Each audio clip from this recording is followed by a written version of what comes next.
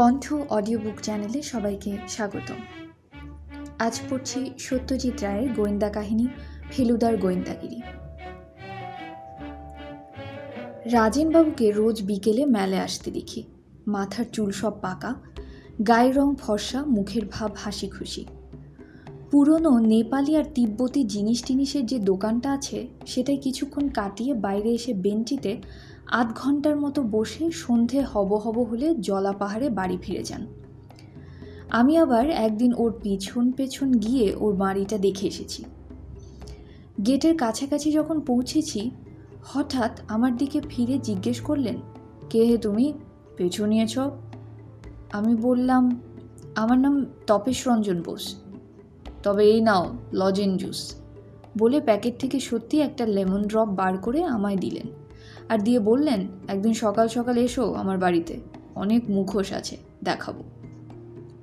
সেই রাজেনবাবুর যে এমন বিপদ ঘটতে পারে তা কেউ বিশ্বাস করবে? ফেলুদাকে কথাটা বলতেই সে খ্যাক করে উঠল। পাকামো করিস নে, কার কীভাবে বিপদ ঘটবে না ঘটবে সেটাকে মানুষকে দেখলে বোঝা যায়? আমি দস্তুর মতো রেগে গেলাম।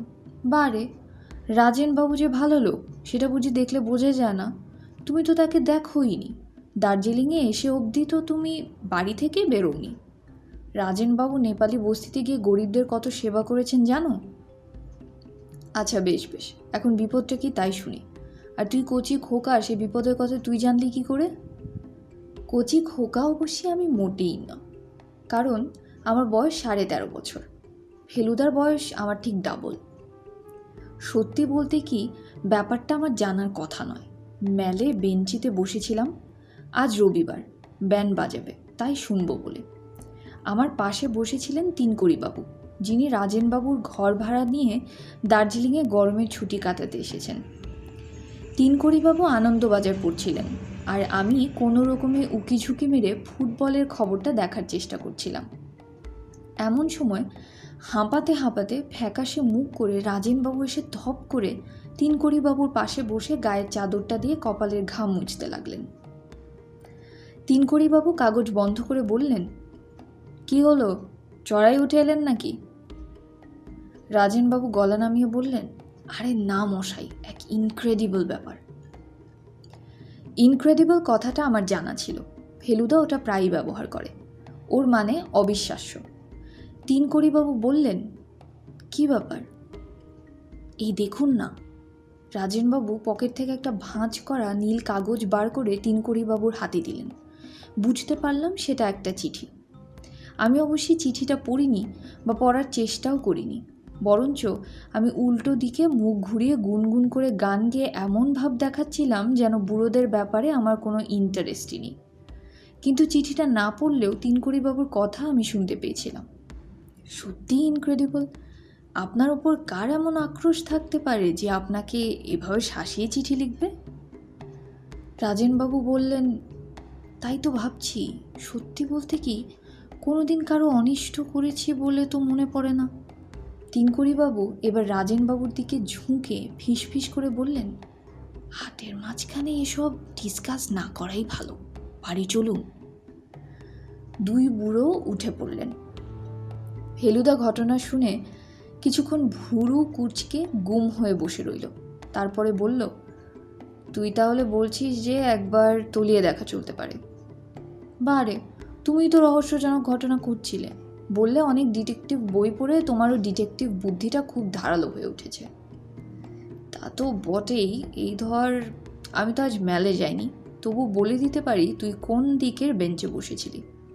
কোন দিক? রাধা রেস্টুরেন্টের ডান পাশের বেঞ্চগুলোর একটাতে।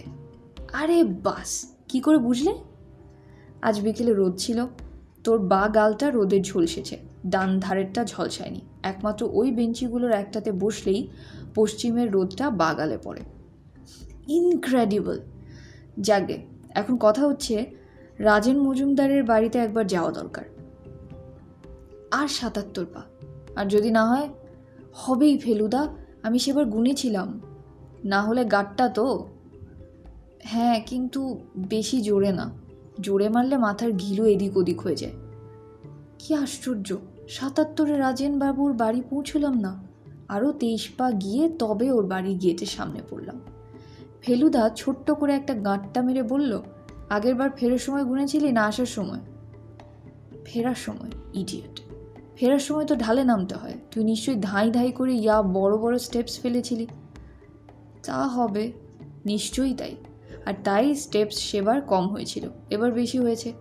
জোয়ান বয়সে ঢালে নামতে মানুষ বড় বড় পা ফেলে দৌড়ানোর মতো, আর বুড়ো হলে ঢালুর বেলা ব্রেক কষে কষে ছোট ছোট পা ফেলতে হয়, তা না হলে মুখ থুবড়ে পড়ে।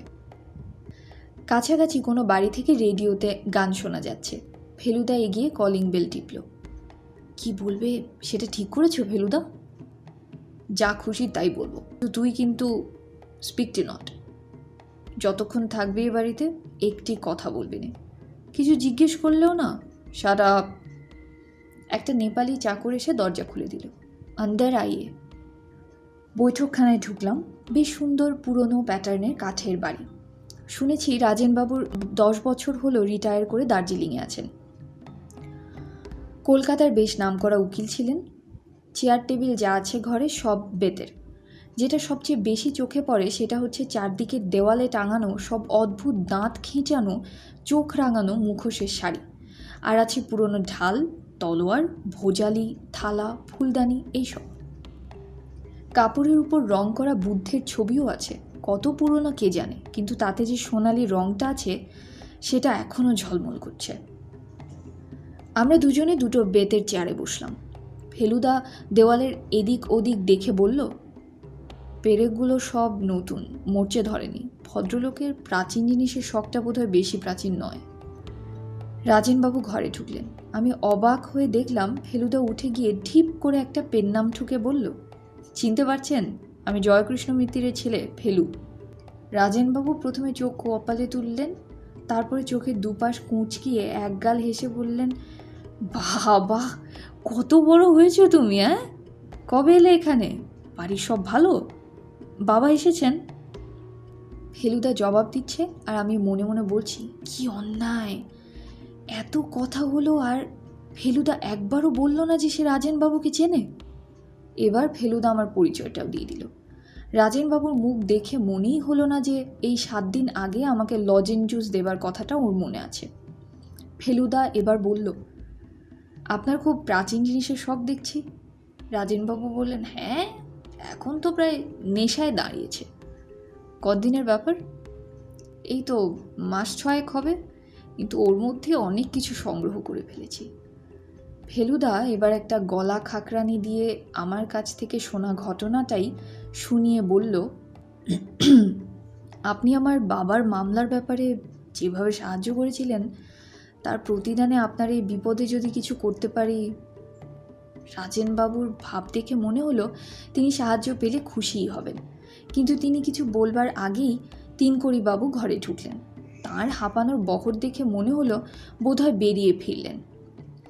রাজেনবাবু আমাদের সঙ্গে ভদ্রলোকের আলাপ করিয়ে দিয়ে বললেন, আমার বিশেষ বন্ধু অ্যাডভোকেট জ্ঞানেশ সেন হচ্ছেন তিনকড়িবাবুর প্রতিবেশী।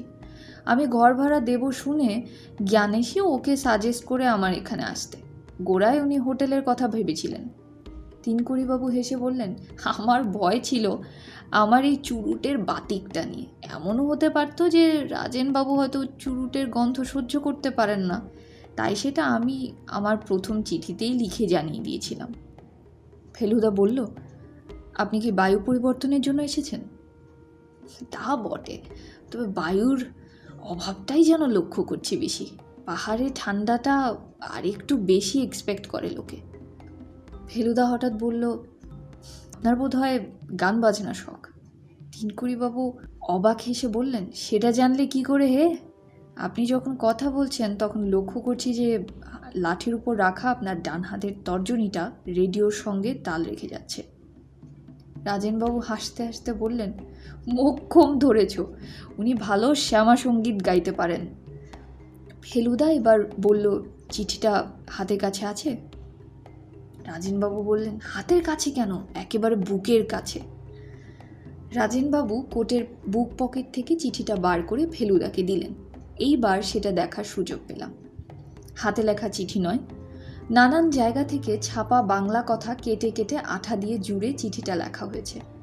যা লেখা হয়েছে তা হলো এই, তোমার অন্যায়ের শাস্তি ভোগ করিতে প্রস্তুত হও। ফেলুদা বলল, এ চিঠি কি ডাক এসেছে?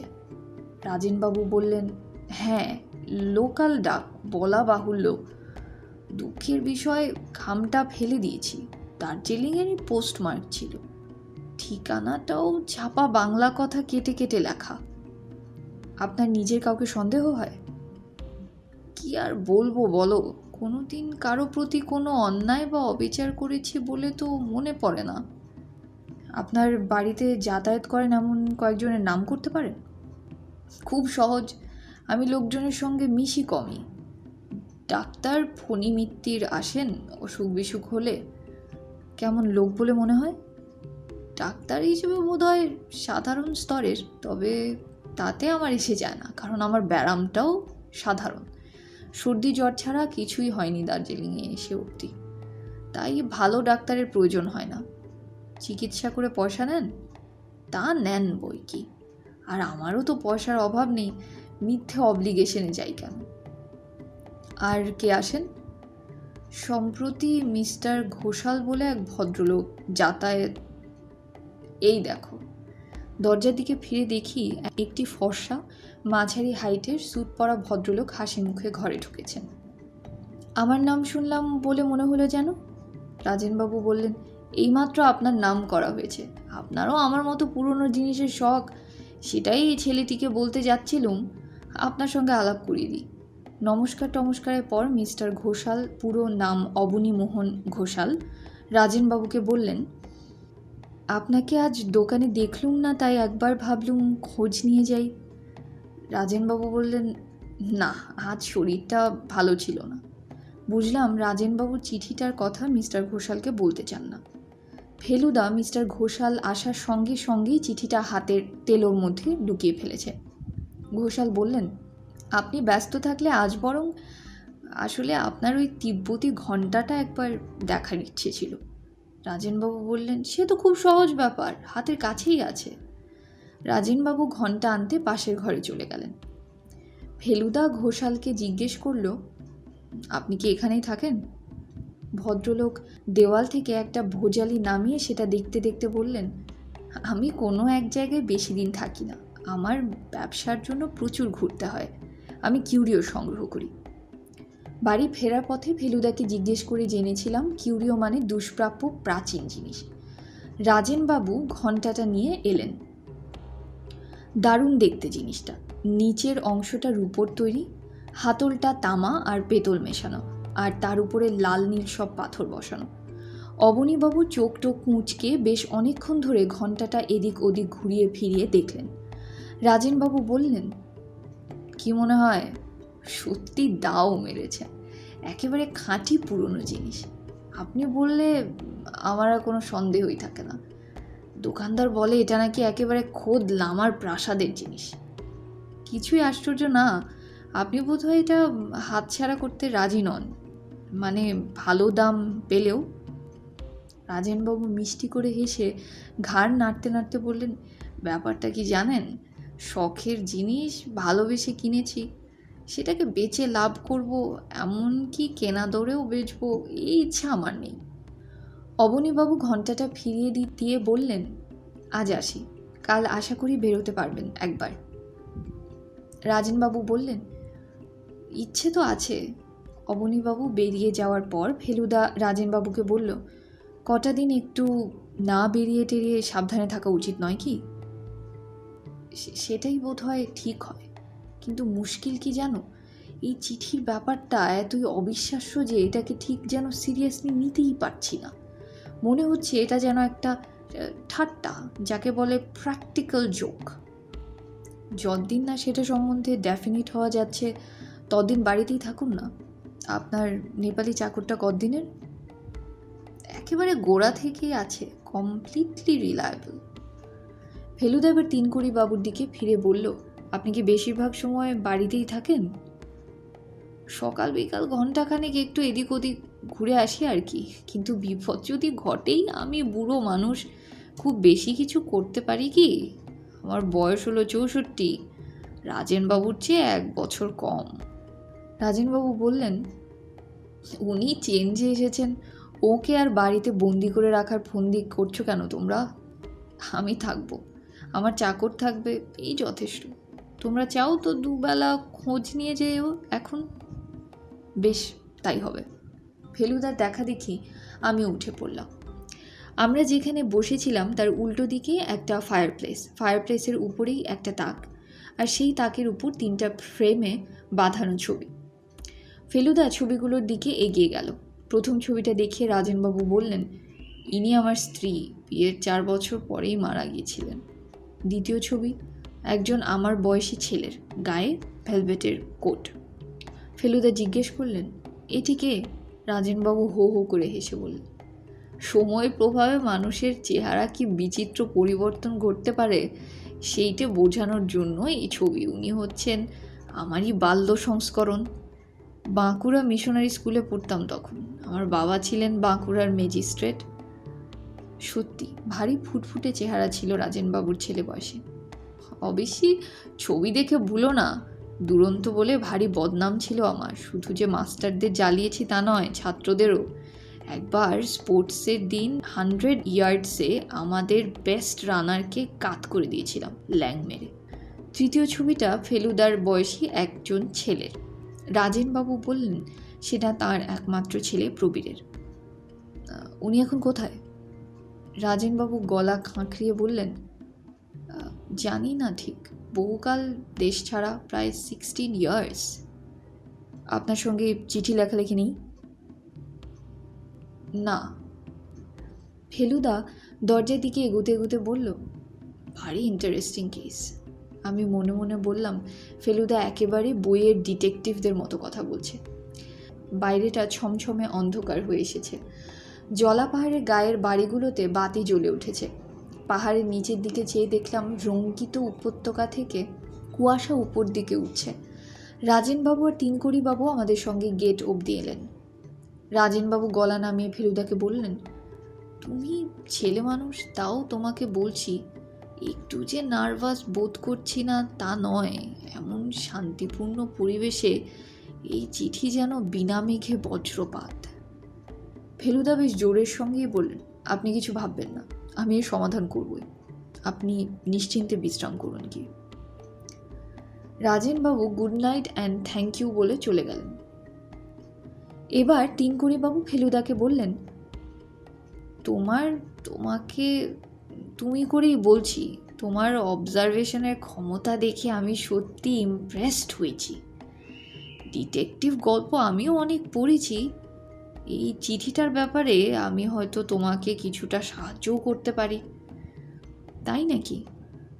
এই যে টুকরো টুকরো ছাপা কথা কেটে চিঠিটা লেখা হয়েছে, এর থেকে কি বুঝলে বলো তো?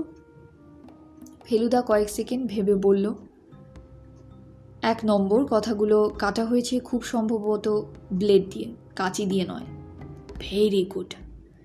2 নম্বর, কথাগুলো নানা রকম বই থেকে নেওয়া হয়েছে, কারণ হরফ এবং কাগজে তফাৎ রয়েছে। Very good.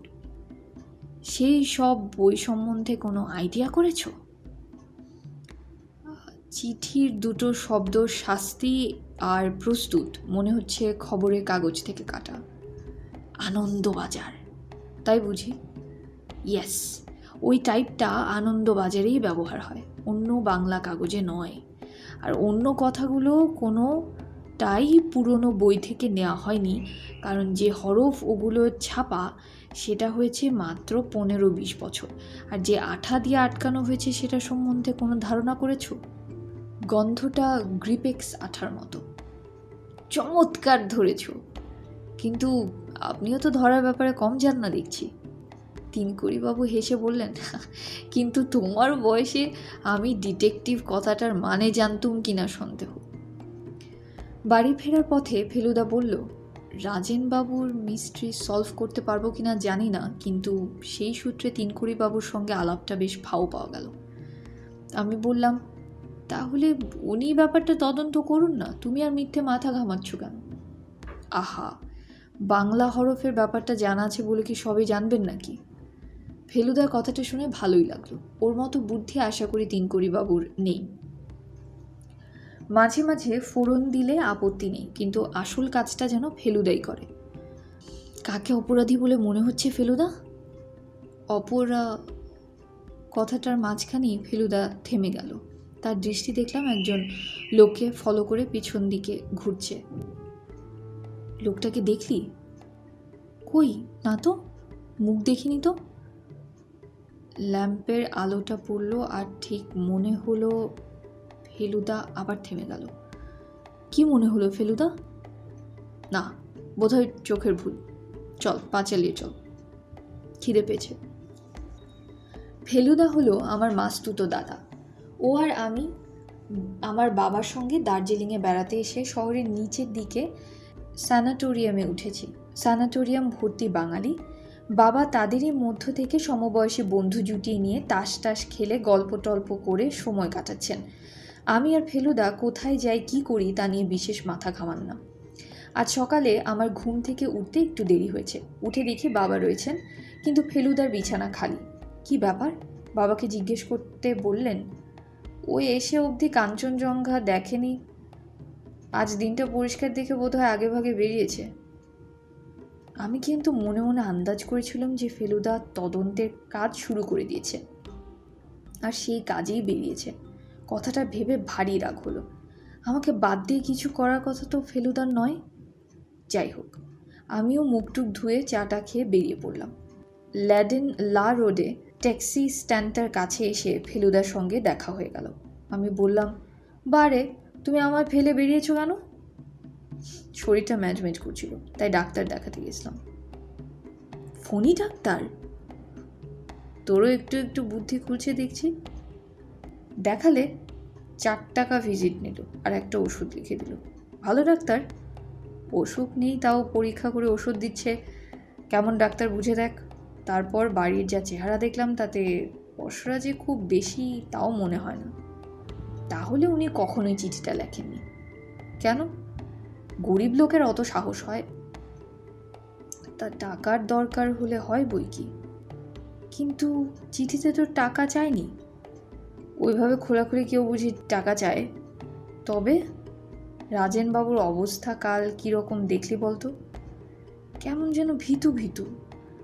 ভয় পেয়ে মনের অসুখ হতে পারে, সেটা জানিস? তা তো পারি। আর মনের অসুখ থেকে শরীরের অসুখ, তাও হয় বুঝি? ইয়েস।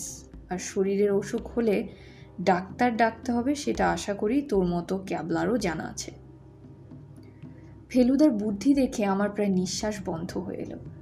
অবশ্যই ফণি ডাক্তার যদি সত্যি এত সব ভেবে টেবে চিঠিটা লিখে থাকে, তাহলে ওরও বুদ্ধি সাংঘাতিক বলতে হবে। ম্যালের মুখে ফোয়ারার কাছাকাছি যখন এসেছি তখন ফেলুদা বলল, কিউরিও সম্বন্ধে একটা কিউরিওসিটি বোধ করছি। কিউরিওর মানে আগেই শিখেছিলাম, আর কিউরিওসিটি মানে যে কৌতূহল সেটা স্কুলে শিখেছি। আমাদের ঠিক পাশেই নেপাল কিউরিও শপ। রাজেনবাবু আর অবনীবাবু এখানেই আসেন। ফেলুদা শটান দোকানের ভেতর গিয়ে ঢুকল। দোকানদারের গায়ে ছাই রঙের কোট, গলায় মাফলার আর মাথায় সোনালি কাজ করা কালো টুপি। ফেলুদাকে দেখে হাসি হাসি মুখ করে এগিয়ে এলো। দোকানের ভেতরটা পুরনো জিনিসপত্রে গিজগিজ করছে, আলোও বেশি নেই আর গন্ধটাও যেন সেকেলে। ফেলুদা এদিক ওদিক দেখে গম্ভীর গলায় বলল, ভালো পুরনো থাঙ্কা আছে? এই পাশের ঘরে আসুন, ভালো জিনিস তো বিক্রি হয়ে গেছে সব, তবে নতুন মাল আবার কিছু আসছে। পাশের ঘরে যাবার সময় আমি ফেলুদার কানের কাছে মুখ নিয়ে গিয়ে বললাম, থাঙ্কা কি জিনিস? ফেলুদা দাঁতে দাঁত চেপে বলল, দেখতেই তো পাবি। পাশের ঘরটা আরও ছোট, যাকে বলে একেবারে ঘুপচি। দোকানদার দেওয়ালে ঝোলানো সিল্কের উপর আঁকা একটি বুদ্ধের ছবি দেখিয়ে বলল, এই একটাই ভালো জিনিস আছে, তবে একটু ড্যামেজড। একেই বলে থাঙ্কা? এই জিনিস তো রাজেনবাবুর বাড়িতে অনেক আছে। ফেলুদা ভীষণ বিজ্ঞের মতো থাঙ্কাটার গায়ের উপর চোখ ঠেকিয়ে উপর থেকে নিচে অবধি প্রায় 3 মিনিট ধরে দেখে বলল, এটার বয়স তো 70 বছরের বেশি বলে মনে হচ্ছে না। আমি অন্তত 300 বছরের পুরনো জিনিস চাইছি। দোকানদার বলল, আমরা আজ বিকেলে কিন্তু 1 লট মাল পাচ্ছি, তার মধ্যে ভালো থাঙ্কা পাবেন। আজই পাচ্ছেন? আজই। এ খবরটা তাহলে রাজেনবাবুকে জানাতে হয়। মিস্টার মজুমদার, ওনার তো জানা আছে, রেগুলার খদ্দের যে 2-3 জন আছেন তারা সকলেই নতুন মাল দেখতে বিকেলে আসছেন। অবনীবাবু খবরটা পেয়ে গেছেন মিস্টার ঘোষাল? জরুর। আর বড় খদ্দের কে আছেন আপনাদের? আর আছেন মিস্টার গিলমোর, চা বাগানের ম্যানেজার, সপ্তাহে 2 দিন বাগান থেকে আসেন। আর মিস্টার নওলাখা, উনি এখন সিকিমে। বাঙালি আর কেউ নেই? না স্যার। আচ্ছা, দেখি বিকেলে যদি একবার ঢু মারতে পারি। তারপর আমার দিকে ফিরে বলল, তোপসে, তুই একটা মুখোশ চাস? তোপসে যদিও আমার আসল ডাকনাম নয়, তবে ফেলুদা তপেশ থেকে ওই নামটাই করে নিয়েছেন। মুখোশের লোভ কি সামলানো যায়? ফেলুদা নিজেই একটা বাছাই করে আমাকে কিনে দিয়ে বলল, এইটাই সবচেয়ে হরেন্ডাস। কি বলিস? ফেলুদা বলে, হরেন্ডাস বলে আসলে কোনো কথা নেই। ট্রিমেন্ডাস মানে সাংঘাতিক, আর হরিবল মানে বিভৎস। এই দুটো একসঙ্গে বোঝাতে নাকি কেউ কেউ হরেন্ডাস ব্যবহার করে। মুখোশটা সম্বন্ধে যে ওই কথাটা দারুণ খাটে সে বিষয়ে কোনো সন্দেহ নেই। দোকান থেকে বেরিয়ে ফেলুদা আমার হাত ধরে কি যে একটা বলতে গিয়ে হঠাৎ থেমে গেল।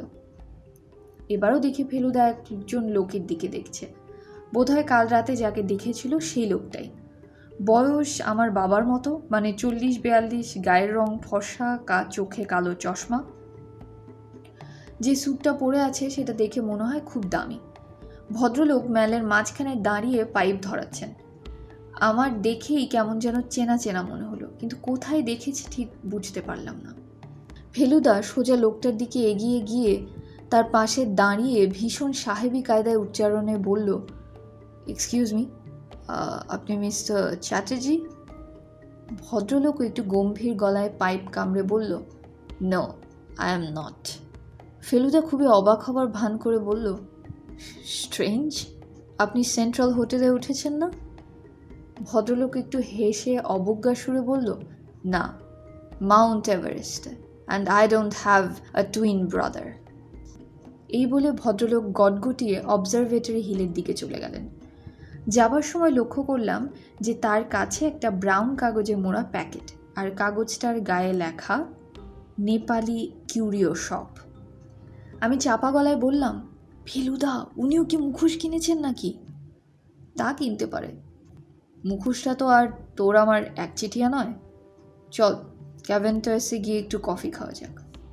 ক্যাভেন্টার্সের দিকে যেতে যেতে ফেলুদা বলল, লোকটাকে চিনলি? আমি বললাম, তুমিই চিনলে না, আর আমি কি করে চিনবো বলো? তবে চেনা চেনা লাগছিল। আমি চিনলাম না? বারে, কোথায় চিনলে? ভুল নাম বললে যে। তোর যদি এতটুকু সেন্স থাকে, ভুল নাম বলেছি হোটেলের নামটা বের করার জন্য, সেটাও বুঝলি না? লোকটার আসল নাম কি জানিস? কি? প্রবীর মজুমদার। ওহো, হ্যাঁ, ঠিক বলেছ। রাজেনবাবুর ছেলে, তাই না? যার ছবি রয়েছে তাকের উপর। অবশ্যই বয়সটা এখন অনেক বেড়ে গেছে। শুধু যে চেহারায় মিল তা নয়, গালের আঁচিলটা নিশ্চয়ই তুইও লক্ষ্য করেছিস। আসল কথাটা হচ্ছে, ভদ্রলোকের জামা কাপড় সব বিলিতি। স্যুট লন্ডনের, টাই প্যারিসের, জুতো ইটালিয়ান, এমনকি রুমালটা পর্যন্ত বিলিতি। সদ্য বিলেত ফেরত, সে বিষয়ে কোনো সন্দেহ নেই।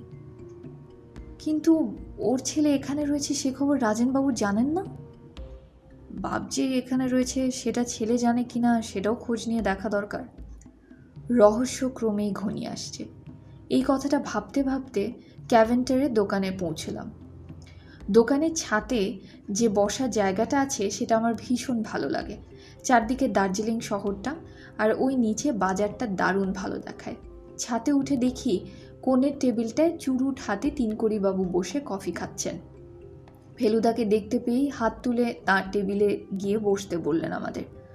আমরা তিনকড়িবাবুর দুদিকে দুটো টিনের চেয়ারে বসলাম।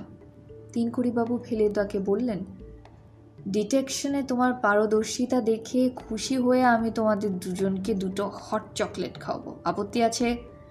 হট চকলেটের নাম শুনে আমার জিভে জল এসে গেল। তিনকড়িবাবু তুড়ি মেরে একটা বেয়ারাকে ডাকলেন। বেয়ারা এসে অর্ডার নিয়ে গেল।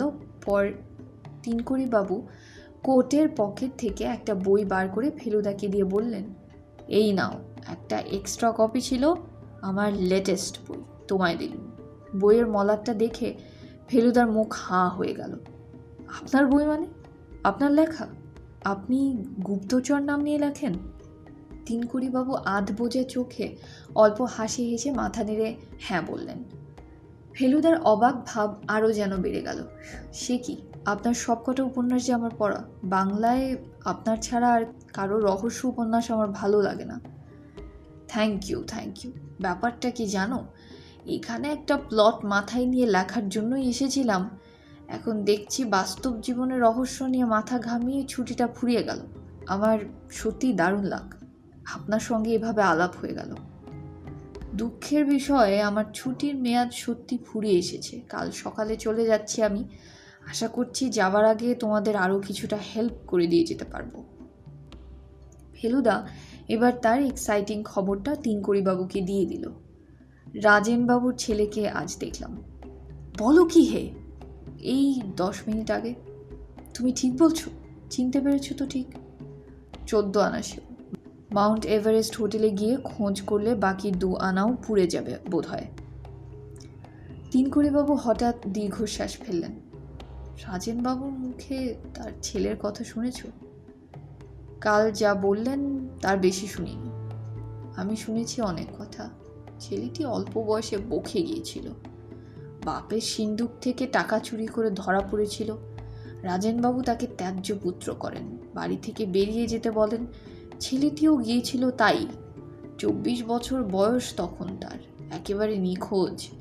রাজেনবাবু অনেক অনুসন্ধান করেছিলেন, কারণ পরে তাঁর অনুতাপ হয়। কিন্তু ছেলে কোনো খোঁজ খবর নেয়নি বা দেয়নি। বিলেতে তাকে দেখেছিলেন রাজেনবাবুরই এক বন্ধু, তাও সে 10-12 বছর আগে। রাজেনবাবু তাহলে জানেন না যে তার ছেলে এখানে আছে? নিশ্চয়ই না। আমার মনে হয় ওকে না জানানোই ভালো। একই চিঠির শখ তার উপর। তিনকুড়িবাবু হঠাৎ থেমে গেলেন। তারপর ফেলুদার দিকে ফিরে বললেন, আমার বুদ্ধি শুদ্ধি সব লোপ পেয়েছে। রহস্য উপন্যাস লেখা ছেড়ে দেওয়া উচিত। ফেলুদা হাসতে হাসতে বলল, প্রবীর মজুমদার যে চিঠি লিখে থাকতে পারে সেটা আপনার খেয়াল হয়নি তো? এক্স্যাক্টলি। কিন্তু তিনকুড়িবাবু অন্যমনস্ক হয়ে গেলেন। বেয়ারা হট চকলেট এনে টেবিলে রাখতে তিনকুড়িবাবু যেন একটু জাগিয়ে উঠলেন। ফেলুদার দিকে ফিরে বললেন, ফণিমিত্তিরকে কেমন দেখলে? ফেলুদা যেন একটু হকচকিয়ে গেল। সে কি, আপনি কি করে জানলেন আমি ওখানে গেছিলাম? তুমি যাওয়ার অল্পক্ষণ পরেই আমি গেছিলাম। আমাকে রাস্তায় দেখেছেন বুঝি? না। তবে ডাক্তারের ঘরের মেঝেতে একটা মরা সিগারেট দেখে জিজ্ঞেস করলাম কে খেয়েছে। ডাক্তার ধূমপান করেন না। ফণিবাবু তখন বর্ণনা দিলেন, তাতে তোমার কথা মনে হলো। যদিও তোমাকে আমি সিগারেট খেতে দেখিনি, কিন্তু এখন তোমার আঙুলের গায়ে হলদে রং দেখে বুঝেছি তুমি খাও। ফেলুদা তিনকুড়িবাবুর বুদ্ধির তারিফ করে বলল, আপনারও কি ফণিমিত্তিরকে সন্দেহ হয়েছিল নাকি? তা হবে না। লোকটাকে দেখলে অভক্তি হয় কি না? তা হয়। রাজেনবাবু যে কেন ওকে আমল দেন জানি না। তাও জানো না বুঝি? দার্জিলিংয়ে আসার কিছুদিনের মধ্যে রাজেনবাবুর ধম্মকম্মের দিকে মন যায়। তখন ফণিবাবুই তাকে এক গুরুর সন্ধান দিয়েছিলেন। একই গুরুর শিষ্য হিসেবে ওদের যে প্রায় ভাই ভাই সম্পর্ক হে। ফেলুদা জিজ্ঞেস করলো, ফণিমিত্তিরের সঙ্গে কথা বলে কি বুঝলেন? কথা তো ছুতো, আসলে বইয়ের আলমারিগুলোর দিকে একবার চোখ বুলিয়ে নিচ্ছিল, বাংলা উপন্যাস আছে কিনা দেখার জন্য। ঠিক বলেছ, আমিও দেখেছি। প্রায় নেই বললেই চলে, আর যা আছে তাও আদ্যিকালের। ঠিক। তবে ফণি ডাক্তার অন্যের বাড়ির বই থেকেও কথা কেটে চিঠি তৈরি করতে পারে। তা পারে, তবে লোকটাকে দেখে ভারী কুঁড়ে বলে মনে হয়। এ ব্যাপারে অতটা কাঠখড় পোড়াবে সেটা কেন যেন বিশ্বাস হয় না। ফেলুদা এবার বলল, অবনী ঘোষাল লোকটা সম্বন্ধে আপনার কি ধারণা? বিশেষ সুবিধের লোক নয় বলেই আমার বিশ্বাস। ভারী ওপর চালাক। আর ওসব প্রাচীন শিল্প টিল্প কিছু না। ওর আসল লোভ হচ্ছে টাকার। এখন খরচ করে জিনিস কিনছে, পরে বিদেশিদের কাছে বিক্রি করে 5 গুণ প্রফিট করবে। ওর পক্ষে এই হুমকি চিঠি দেওয়ার কোনো কারণ থাকতে পারে বলে আপনার মনে হয় কি? সেটাও এখনো তলিয়ে দেখিনি। আমি একটা কারণ আবিষ্কার করেছি। আমি অবাক হয়ে ফেলুদার দিকে চাইলাম। ওর চোখ দুটো জল জল করছে। তিনকড়িবাবু বললেন, কী কারণ? ফেলুদা গলা নামিয়ে বলল, যে দোকান থেকে ওরা জিনিস কেনে সেখানে কিছু ভালো নতুন মাল আজ বিকেলে আসছে। এবার তিনকড়িবাবুর চোখও জল জল করে উঠল। বুঝেছি, হুমকি চিঠি পেয়ে রাজেন মজুমদার ঘরে বন্দি হয়ে রইলেন, আর সেই ফাঁক তালে অবনী ঘোষাল দোকানে গিয়ে সব লুটে পুটে নিলেন। এক্স্যাক্টলি। তিনকড়িবাবু চকলেটের পয়সা দিয়ে উঠে পড়লেন। আমরা দুজনে উঠলাম। উৎসাহে আর উত্তেজনায় আমার বুকটা ঢিপ ঢিপ করছিল।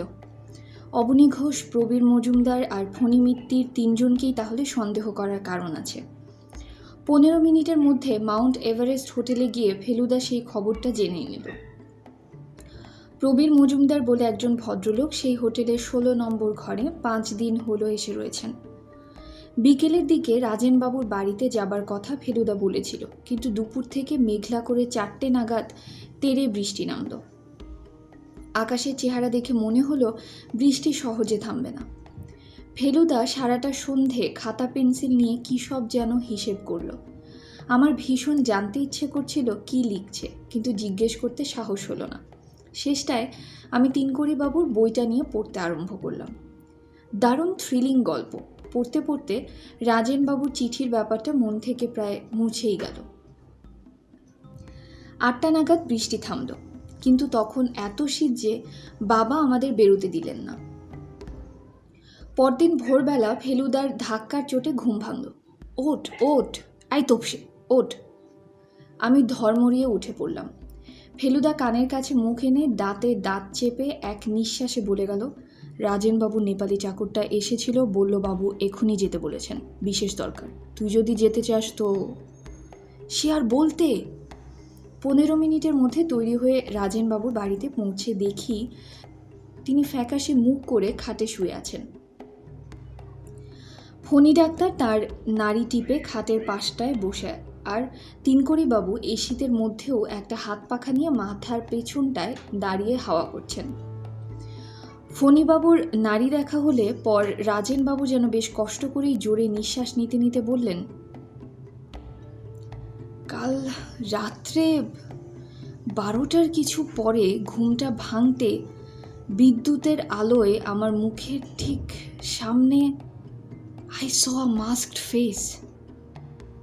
মাস্কড ফেস, মুখোশ পরা মুখ। রাজেনবাবু দম নিলেন। ফণী মিত্তির দেখলাম একটা প্রেসক্রিপশন লিখছেন। রাজেনবাবু বললেন, দেখে এমন হলো যে চিৎকারও বেরোলো না গলা দিয়ে। রাতটা যে কিভাবে কেটেছে তা বলতে পারি না। ফেলুদা বলল, আপনার জিনিসপত্র কিছু চুরি যায়নি তো? রাজেনবাবু বললেন, না, তবে আমার বিশ্বাস আমার বালিশের তলা থেকে আমার চাবির গোছাটা নিতেই সে আমার উপর ঝুঁকেছিল। ঘুম ভেঙে যাওয়াতে জানালা দিয়ে লাফিয়ে, ওহ, হরিবল হরিবল। ফণী ডাক্তার বললেন, আপনি উত্তেজিত হবেন না, আপনাকে একটা ঘুমের ওষুধ দিচ্ছি, আপনার কমপ্লিট রেস্টের দরকার। ফণীবাবু উঠে পড়লেন। ফেলুদা হঠাৎ বলল, ফণীবাবু কাল রাত্রে রুগী দেখতে গেছিলেন বুঝি? কোটের পেছনে কাদার ছিটে লাগলো কি করে? ফণীবাবু তেমন কিছু না ঘাবড়িয়ে বললেন, ডাক্তারের লাইফ তো জানেনি, আত্মের সেবায় যখন জীবনটাই উৎসর্গ করেছি, তখন ডাক যখনই আসুক না কেন বেরোতেই হবে, সে ঝড়ই হোক আর বৃষ্টিই হোক আর বরফই পড়ুক। ফণীবাবু তার পাওনা টাকা নিয়ে চলে গেলেন। রাজেনবাবু এবার সোজা হয়ে উঠে বসে বললেন, তোমরা আসাতে অনেকটা সুস্থ বোধ করছি, বেশ খানিকটা ঘাবড়ে গেছিলুম জানো। এখন বোধহয় বৈঠকখানায় গিয়ে একটু বসা চলতে পারে। ফেলুদা আর তিনকড়িবাবু হাত ধরাধরি করে রাজেনবাবুকে বৈঠকখানায় এনে বসালেন। তিনকড়িবাবু বললেন, স্টেশনে ফোন করেছিলুম, যদি যাওয়াটা 2 দিন পেছানো যায়। রহস্যের সমাধান না করে যেতে মন চাইছে না, কিন্তু ওরা বললে টিকিট ক্যান্সেল করলে 10 দিনের আগে বুকিং পাওয়া যাবে না। এটা শুনে আমার ভালোই লাগলো। আমি চাইছিলাম ফেলুদা একাই ডিটেকটিভের কাজটা করুক। তিনকড়িবাবু যেন ফেলুদার অনেকটা কাজ আগেই করে দিচ্ছিলেন। রাজেনবাবু বললেন, আমার চাকরটার পাহারা দেবার কথা ছিল, কিন্তু আমি নিজেই কাল 10টার সময় তাকে ছুটি দিয়ে দিয়েছি। ওর বাড়িতে খুব অসুখ, বুড়ো বাপ আছে, তার এখন তখন অবস্থা। ফেলুদা বলল, মাস্কটা কেমন ছিল মনে আছে? রাজেনবাবু বললেন, খুবই সাধারণ নেপালি মুখোশ। দার্জিলিং শহরে অন্তত আরও 300-400 খোঁজ করলে পাওয়া যাবে। আমার এই ঘরেই তো আরও 5খানা রয়েছে, ওই যে দেখো না। রাজেনবাবু যে মুখোশটার দিকে আঙুল দেখালেন, ঠিক সেই জিনিসটা কাল ফেলুদা আমার জন্য কিনে দিয়েছে। তিনকড়িবাবু এতক্ষণ বেশি কথা বলেননি, এবার বললেন, আমার মতে এবার বোধ হয় পুলিশে একটা খবর দেওয়া উচিত। একটা প্রোটেকশনেরও তো দরকার। কাল যা ঘটেছে তারপরে তো আর ব্যাপারটাকে ঠাট্টা বলে নেওয়া চলে না। ফেলুবাবু, তুমি তোমার নিজের ইচ্ছে মতো তদন্ত চালিয়ে যেতে পারো, তাতে তোমায় কেউ বাধা দেবে না, কিন্তু আমি সব দিক বিবেচনা করে বলছি এবার পুলিশের সাহায্য নেওয়া দরকার। আমি বরং যাই, গিয়ে একটা ডায়েরি করে আসি। প্রাণের ভয় আছে বলে মনে হয় না, তবে রাজেনবাবু আপনার ঘন্টাটা একটু সাবধানে রাখবেন। আমরা যখন উঠছি তখন ফেলুদা রাজেনবাবুকে বলল, তিনকড়িবাবু তো চলে যাচ্ছেন, তার মানে আপনার একটি ঘর খালি হয়ে যাচ্ছে। আমরা যদি আজ রাতটা ও ঘরে এসে থাকি তাহলে আপনার কোনো আপত্তি আছে কি? রাজেনবাবু বললেন, মোটেই না, আপত্তি কি? তুমি তো হলে আমার প্রায় আত্মীয়ের মতো। আর সত্যি বলতে কি, যত বুড়ো হচ্ছি তত যেন সাহসটা কমে আসছে। ছেলে বয়সে দুরন্ত হলে নাকি বুড়ো বয়সে মানুষ মেদা মেরে যায়। তিনকড়িবাবুকে ফেলুদা বলল স্টেশনে ওকে সি অফ করতে যাবে। ফেরার পথে যখন নেপাল কিউরিও শপের পাশ দিয়ে যাচ্ছি তখন আমাদের দুজনেরই চোখ গেল দোকানের ভেতর। দেখলাম দুজন ভদ্রলোক দোকানের ভেতর জিনিসপত্র দেখছে আর পরস্পরের সঙ্গে কথা বলছে। দেখে মনে হয় দুজনের অনেক দিনের আলাপ। একজন অবনী ঘোষাল, আরেকজন প্রবীর মজুমদার। আমি ফেলুদার দিকে চাইলাম। তার মুখের ভাব দেখে মনে হলো না সে কোনো আশ্চর্য জিনিস দেখছে। 10:30টার সময় স্টেশনে গেলাম তিনকড়িবাবুকে গুড বাই করতে। উনি এলেন আমাদেরও 5 মিনিট পরে। চড়াই উঠে উঠে পায়ে ব্যথা হয়ে গেছে, তাই আস্তে হাঁটতে হলো। সত্যি ভদ্রলোক একটু খোঁড়াচ্ছিলেন।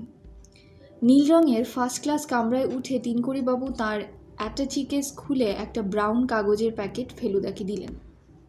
এটা কিনতেও একটু সময় লাগলো। রাজেনবাবু তো আর কিউরিওর দোকানে যেতে পারলেন না, অথচ কাল সত্যি অনেক ভালো জিনিস এসেছে। তার থেকে একটা সামান্য জিনিস বাছাই করে ওর জন্য এনেছি। তোমরা আমার নাম করে শুভেচ্ছা জানিয়ে ওকে দিয়ে দিও। ফেলুদা প্যাকেটটা নিয়ে বলল, আপনার ঠিকানাটা দিয়ে গেলেন না? মিস্ট্রিটা সলভ করে আপনাকে জানিয়ে দেবো ভাবছিলাম যে। তিনকড়িবাবু বললেন, আমার প্রকাশকের ঠিকানাটা আমার বইতেই পাবে, আর তার কেয়ারে লিখলেই চিঠি আমার কাছে পৌঁছে যাবে। Good luck. ট্রেন ছেড়ে দিল। ফেলুদা আমাকে বলল, লোকটা বিদেশে জন্মালে দারুণ নাম আর পয়সা করত। পরপর এতগুলো ভালো রহস্য উপন্যাস খুব কম লোকেই লিখেছে। সারাদিন ধরে ফেলুদা রাজেনবাবুর ব্যাপারটা নিয়ে নানান জায়গায় ঘোরাফেরা করলো। আমি অনেক করে বলতেও আমাকে সঙ্গে নিল না। সন্ধেবেলা যখন রাজেনবাবুর বাড়ি যাচ্ছি তখন ফেলুদাকে বললাম, কোথায় কোথায় গেলে সেইটি অন্তত বলবে তো। ফেলুদা বলল, 2বার মাউন্ট এভারেস্ট হোটেল, 1বার ফণী মিত্তিরের বাড়ি, 1বার নেপাল কিউরিও শপ, 1বার লাইব্রেরি, আর এছাড়াও আরও কয়েকটা জায়গা। ও, আর কিছু জানতে চাস? অপরাধীকে বুঝতে পেরেছ? এখনও বলার সময় আসেনি। কাউকে সন্দেহ করেছ? ভালো ডিটেকটিভ হলে প্রত্যেককেই সন্দেহ করতে হয়। প্রত্যেককে মানে? এই ধর তুই। আমি, যার কাছে মুখোশ আছে সেই সন্দেহের পাত্র, সে যে লোকই হোক। তাহলে তুমি বা বাদ যাবে কেন? বেশি বাজে বকিসনি। বারে, তুমি যে রাজেনবাবুকে আগে চিনতে সে কথা তো গোড়ায় বলনি। তার মানে সত্য গোপন করেছ। আর আমার মুখোশ তো ইচ্ছে করলে তুমিও ব্যবহার করতে পারো, হাতের কাছেই থাকে। Shut up, shut up. রাজেনবাবুকে এবেলা দেখে তবু অনেকটা ভালো লাগলো।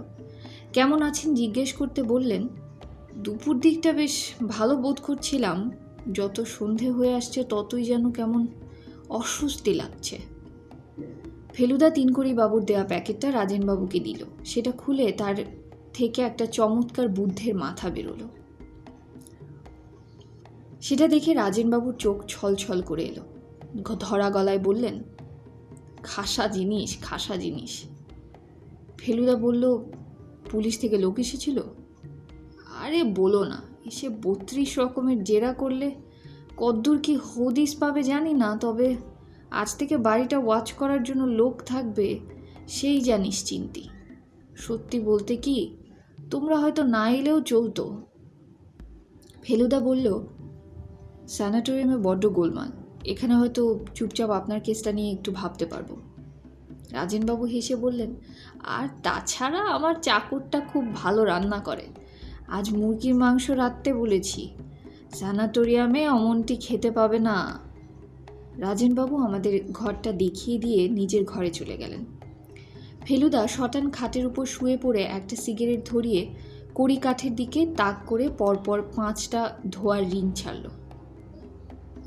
তারপর আধবোজা চোখে বেশ কিছুক্ষণ চুপ করে থেকে বলল, ফণী মিত্তির কাল সত্যি রুগী দেখতে গিয়েছিলেন।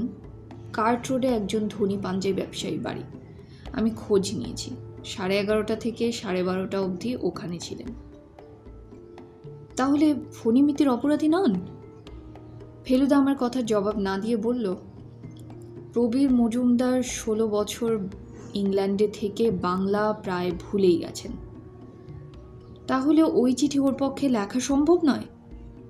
আর ওর টাকার কোনো অভাব নেই। তাছাড়া দার্জিলিংয়ে এসেও লেবংয়ে ঘোড়দৌড়ের বাজিতে উনি অনেক টাকা করেছেন। আমি দম আটকে বসে রইলাম। ফেলুদার আরও কিছু বলার আছে সেটা বুঝতে পারছিলাম। আধ খাওয়া জ্বলন্ত সিগারেটটা ক্যারামের ঘুঁটি মারার মতো করে প্রায় 10 হাত দূরের জানালা দিয়ে বাইরে ফেলে দিয়ে ফেলুদা বলল, আজ চা বাগানে গিলমোর সাহেব দার্জিলিংয়ে এসেছে। প্লান্টার্স ক্লাবে গিয়ে ওর সঙ্গে দেখা করেছিলাম। লামার প্রাসাদের আসল ঘণ্টা একটাই আছে, আর সেটা গিলমোরের কাছে। রাজেনবাবুরটা নকল। অবনী ঘোষাল সেটা জানে। তাহলে রাজেনবাবুর ঘণ্টা তেমন মূল্যবান নয়? না। আর অবনী ঘোষাল কাল রাত্রে একটা পার্টিতে প্রবীর মজুমদারের সঙ্গে রাত 9টা থেকে ভোর 3টে অবধি মাতলামি করেছে। ও, আর মুখোশ পরা লোকটা এসেছিল 12টার কিছু পরেই। হ্যাঁ, আমার বুকের ভেতরটা কেমন খালি খালি লাগছিল। বললাম, তাহলে? ফেলুদা কিছু না বলে একটা দীর্ঘ নিঃশ্বাস ফেলে খাট থেকে উঠে পড়ল। ওর ভুরু দুটা যে এতটা কুঁচকোতে পারে তা আমার জানাই ছিল না। কয়েক সেকেন্ড চুপ করে দাঁড়িয়ে থেকে কি যেন ভেবে ফেলুদা বৈঠকখানার দিকে চলে গেল। যাবার সময় বলল, একটু একা থাকতে চাই, ডিস্টার্ব করিস না। কি আর করি, এবার ওর জায়গায় আমি বিছানায় শুলাম। সন্ধে হয়ে আসছে, ঘরে বাতিটা আর জ্বালতে ইচ্ছে করল না। খোলা জানলা দিয়ে অবজারভেটরি হিলের দিকটায় অন্যান্য বাড়ির আলো দেখতে পাচ্ছিলাম। বিকেলে ম্যাল থেকে একটা গোলমালের শব্দ পাওয়া যায়, এখন সেটা মিলিয়ে আসছে। একটা ঘোড়ার খুরের আওয়াজ পেলাম, দূর থেকে কাছে এসে আবার মিলিয়ে গেল। সময় চলে যাচ্ছে, জানালা দিয়ে শহরের আলো কেমন যেন ঝাপসা হয়ে আসছে। বোধহয় কুয়াশা হচ্ছে। ঘরের ভেতরটা এখন আরও অন্ধকার। একটা ঘুম ঘুম ভাব আসছে মনে হলো। চোখের পাতা দুটো কাছাকাছি এসে গেছে এমন সময় মনে হলো কে যেন ঘরে ঢুকছে। মনে হতেই এমন ভয় হলো যে দিক থেকে লোকটা আসছে সেদিকে না তাকিয়ে আমি জোর করে নিঃশ্বাস বন্ধ করে জানলার দিকে তাকিয়ে রইলাম। কিন্তু লোকটা যে আমার দিকেই আসছে, আর আমার সামনে এসেই দাঁড়ালো যে। জানালার বাইরে শহরের দৃশ্যটা ঢেকে দিয়ে একটা অন্ধকার কি যেন এসে আমার সামনে দাঁড়িয়েছে। তারপর সেই অন্ধকার জিনিসটা নিচু হয়ে আমার দিকে এগিয়ে এলো। এইবার তার মুখটা আমার মুখের সামনে, আর সেই মুখে একটা মুখোশ। আমি যেই চিৎকার করতে যাব অমনি অন্ধকার শরীরটা একটা হাত উঠে গিয়ে মুখোশটা খুলতেই দেখি, ফেলুদা! কী রে, ঘুমিয়ে পড়েছিলি নাকি? ওহ ফেলুদা, তুমি? তা আমি না তোকে, তুই কি ভেবেছিলি? ফেলুদা ব্যাপারটা বুঝে একটা অট্টহাসি করতে গিয়ে হঠাৎ থেমে গম্ভীর হয়ে গেল। তারপর খাটের পাশটায় বসে বলল, রাজেনবাবুর মুখোশগুলো সব কটা পরে দেখছিলাম, তুই এইটা একবার পর তো। ফেলুদা আমাকে মুখোশটা পরিয়ে দিল। অস্বাভাবিক কিছু লাগছে কি? কই না তো, আমার পক্ষে একটু বড়, এই যা। আর কিছু না, ভালো করে ভেবে দেখতো। একটু একটু যেন গন্ধ। কিসের গন্ধ? চুরুট। ফেলুদা মুখোশটা খুলে নিয়ে বলল, এক্স্যাক্টলি। আমার বুকের ভিতরটা আবার ঢিপ ঢিপ করছিল, মুখ দিয়ে বেরিয়ে গেল, তিনকড়ি বাবু। ফেলুদা দীর্ঘশ্বাস ফেলে বলল, সুযোগের দিক দিয়ে সবচেয়ে বেশি ছিল এরই। বাংলা উপন্যাস, খবরের কাগজ, ব্রেড, আঠা, কোনোটারই অভাব নেই। আর তুই লক্ষ্য করেছিলি নিশ্চয়ই স্টেশনে আজ যেন একটু খোঁড়াচ্ছিলেন, সেটা বোধ হয় কাল জানালার বাইরে লাফিয়ে পড়ার দরুন। কিন্তু আসল যেটা রহস্য সেটা হলো কারণটা কি। রাজেনবাবুকে তো মনে হয় রীতিমতো সমীহ করতেন ভদ্রলোক। তাহলে কি কারণে, কি উদ্দেশ্য নিয়ে তিনি এই চিঠি লিখেছেন? এটার উত্তর বোধ হয় আর জানা যাবে না, কোনোদিনও না। রাত্রে কোনো দুর্ঘটনা ঘটেনি। সকালে খাবারের ঘরে বসে রাজেনবাবুর সঙ্গে চা খাচ্ছি, এমন সময় নেপালি চাকরটা একটা চিঠি নিয়ে এলো। আবার সেই নীল কাগজ আর খামের উপর দার্জিলিং পোস্টমার্ক। রাজেনবাবু ফ্যাকাশে মুখ করে কাঁপতে কাঁপতে চিঠির ভাঁজ খুলে ফেলুদাকে দিয়ে বললেন, তুমি পড়ো, আমার সাহস হচ্ছে না। ফেলুদা চিঠিটা নিয়ে জোরে জোরে পড়ল। তাতে লেখা আছে, প্রিয় রাজু, কলকাতায় জ্ঞানেশের কাছ থেকে তোমার ঘরে খবর পেয়ে যখন তোমায় চিঠি লিখি তখনও জানতাম না আসলে তুমি কে। তোমার বাড়িতে এসে তোমার ছেলে বয়সের ছবিখানা দেখেই চিনেছি তুমি সেই 50 বছর আগের বাঁকুড়া মিশনারি স্কুলের আমারই সহপাঠী রাজু। এতকাল পরেও যে পুরনো আক্রোশ জাগিয়ে উঠতে পারে সেটা আমার জানা ছিল না। অন্যায়ভাবে ল্যাং মেরে তুমি যে শুধু আমায় 100 ইয়ার্সের নিশ্চিত পুরস্কার এবং রেকর্ড থেকে বঞ্চিত করেছিলে তাই নয়, আমাকে রীতিমতো জখমও করেছিলে। বাবা বদলি হলেন তখনই, তাই তোমার সঙ্গে বোঝাপড়াও হয়নি, আর তুমিও আমার মন আর শরীরের কষ্টের কথা জানতে পারোনি। 3 মাস পায়ে প্লাস্টার লাগিয়ে হাসপাতালে পড়েছিলাম। এখানে এসে তোমার জীবনের শান্তিময় পরিপূর্ণতার ছবি আমাকে অশান্ত করেছিল, তাই তোমার মনে খানিকটা সাময়িক উদ্বেগের সঞ্চার করে তোমার সেই প্রাচীন অপরাধের শাস্তি দিলাম। শুভেচ্ছা নিও, ইতি তিনু। শ্রী তিনকুড়ি মুখোপাধ্যায়।